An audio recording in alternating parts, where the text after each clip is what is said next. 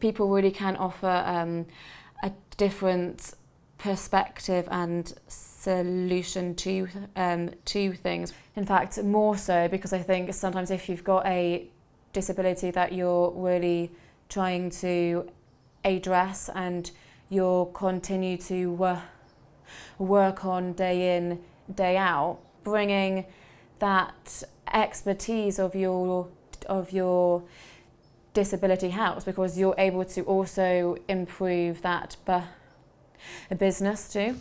Before university, I went to a secondary school that wasn't as supportive as some. But once in Freshers Week, I realised that the university pays for a dyslexia test. I went for it, and then I got told I have an SBLD. I went to the head of support at the medical school, and she basically talked to me, and she was like, "What do you want out of the medical school to help you?" I have a completely fresh perspective on how the world works. It's always kind of meant that whereas everyone's coming at the problem from one end, I have a completely different and fresh perspective on it, which might help. And working at the university and doing group projects, it's given me an idea of how to become a better version of myself. And when I'm applying to jobs and putting down all this information, employers really seem interested in asking about it. I had a video interview, and so for that I contacted them and said, I've got a stammer, this is how it can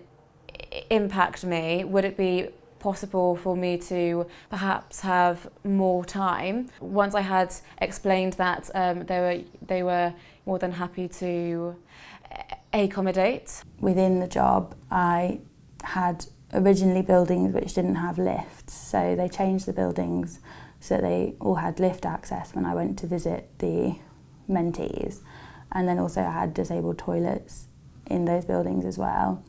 It also meant that when I had to call in sick, I didn't have to follow as strict of a sickness procedure, so I didn't have to keep calling in ill every day. This was another thing that they adjusted, is I didn't feel comfortable telling everyone I worked with the extent of it, so I only actually had to tell just one person that was on shift. But when I've got information saying I've been accepted to an interview and this location, I've kind of asked for more about the details, if there's anything I need to know specifically, the environment as well, if it's a group interview, just so I have better information so I can prepare myself on the day. So when you get your needs assessment, you talk to the assessor, and then they come up with solutions. One of my problems was I can't stand up on buses and nobody ever gives me seats because they don't see what's wrong with me. And she was like, "Oh, well, we can offer taxis." They did ask if I did have a learning support plan in place, and I did, so they kind of looked at that and kind of discussed that with me when we had a meeting about kind of how to make the adjustments work, which was really helpful because it meant we kind of had a starting point to go from. So I applied to one graduate scheme, which from the start was fantastic. They gave me a one-to-one contact for anything related to the interview phase. I was given clear information. They were in contact with me, making sure that the week leading up to the interview I had better information and I was kind of aware of what was happening. For the video interview, they gave me links to their website which had an example of how to go through it, which was also fantastic. What I'd say is that just have a good relationship with the person who's the head of your pastoral support, because they understand the reasons why. And being able to know that I do have a future as a doctor and keeps my ambitions going.